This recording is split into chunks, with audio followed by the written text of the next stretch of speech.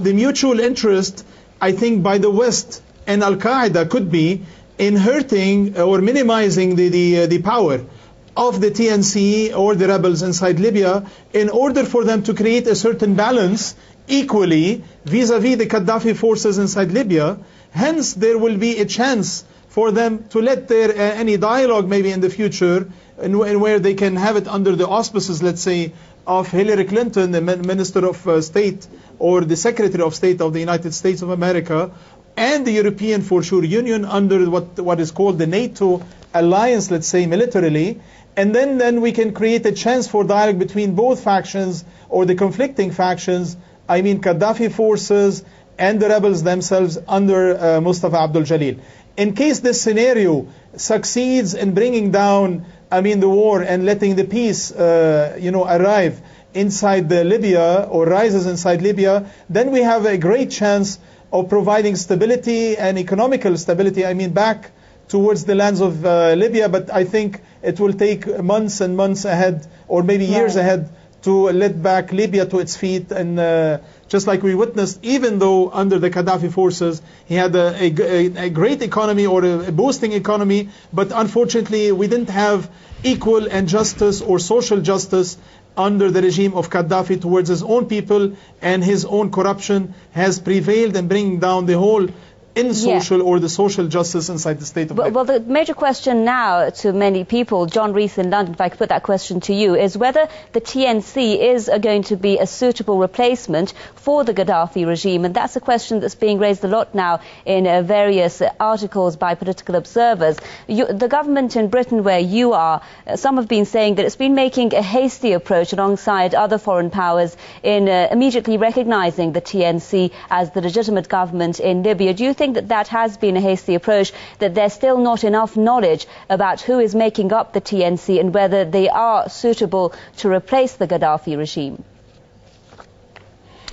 Well, the British government's foreign policy is now in a mess over Libya. It assumed that there would be a quick victory, and it's proved to be exactly the opposite of that. And I think that they're very, very worried about that. So that you see William Hague, the British Foreign Secretary, simultaneously, almost on the same day, making statements recognising the TNC on the one hand, and then on the other hand saying that he would be perfectly happy if Colonel Gaddafi were to stay in Libya as long as he steps down from power, that there won't be any question of International Criminal Court or anything like that. So I think we can see that the stalemate in the war in Libya, the inability to get a quick victory, is producing chaos inside the British foreign policy establishment on this issue.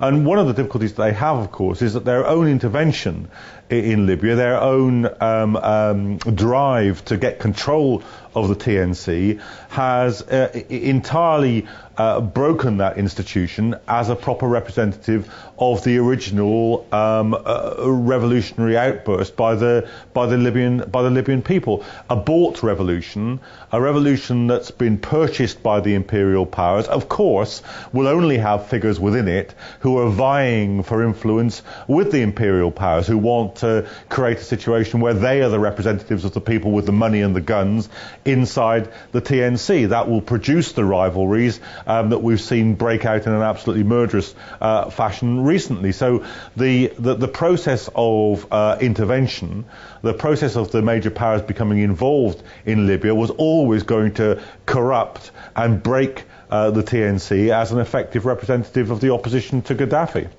Well, if the situation is now near a stalemate in Libya, if I could put this question to Dr. Tarpley, do you think, Dr. Tarpley, that NATO will, in the near future, maybe make the decision, as our guest in Beirut was earlier suggesting, to start negotiations to stop the military campaign and even talk of a solution that would include a division in Libya?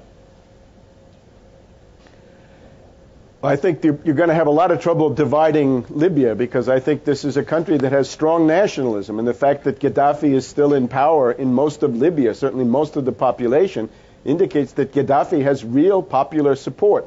People who were lukewarm on Gaddafi have been driven back into the Gaddafi camp by the atrocities and war crimes of NATO. So now the question is, where does this all go? It seems to me that the NATO coalition is falling apart. The Benghazi Rebel Council is falling apart. Again, this is now the season of the town meetings here, right? The Congress is no longer in Washington.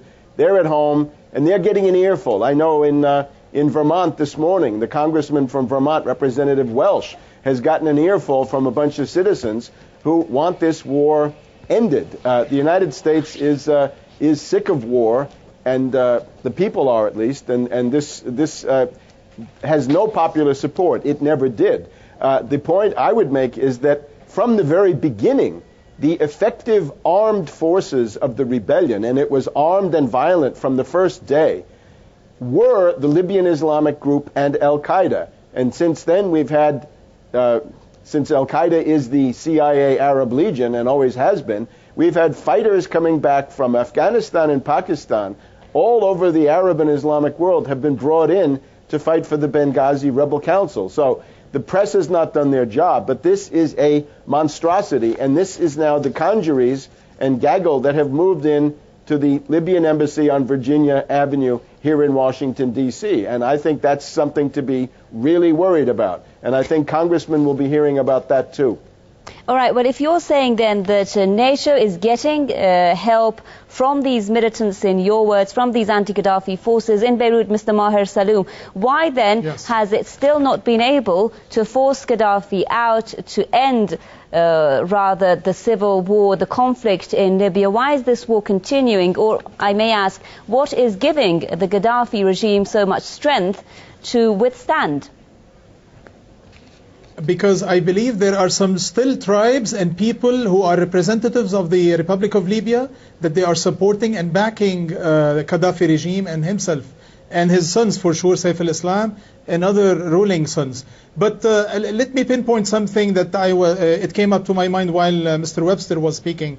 I believe Al-Qaeda, the whole plan or the conspiracy towards Libya is to form a certain part of Libya. It could be in the south and the deserts of Libya, where they can have their own independent mini-state as Libyans that are followers or supporters of Al-Qaeda, maybe Osama bin Laden, the late one, or al-Zawahiri today as a ruler of Al-Qaeda internationally.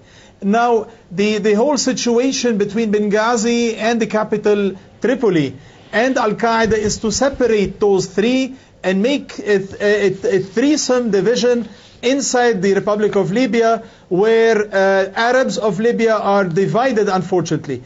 I believe there should be a part of it, I believe also in parallel with what Mr. Webster mentioned earlier, a certain nationalistic support towards the Gaddafi by his followers. But what we need to apply, I wish the West can apply the measures of the true democracy and the tools that they can supply themselves inside the West, whether using the Congress, the Senate and the Congress in the States, or the parliaments inside Europe. Now what we need is to develop our skills, democratically speaking, inside Libya, support the people of Libya in order for them to choose whatever constitution they want, their own new president one day, and the new parliament that they seek for. There shall be justice for all and socially uncorrupt or not corruption, no corruption under the lands of Libya. Thanks very much. I'm afraid we've run out of time. Mr. Majer Saloom, human rights activist, joining us there live from Beirut. I'd also like to thank John Rees from Stop the War Coalition in London and Dr. Webster Griffin Tarpley, author and historian, joining us live from Washington. Thanks so much for staying with this edition of News Analysis from me, Homa Lezgi, and our team here in Tehran. It's goodbye.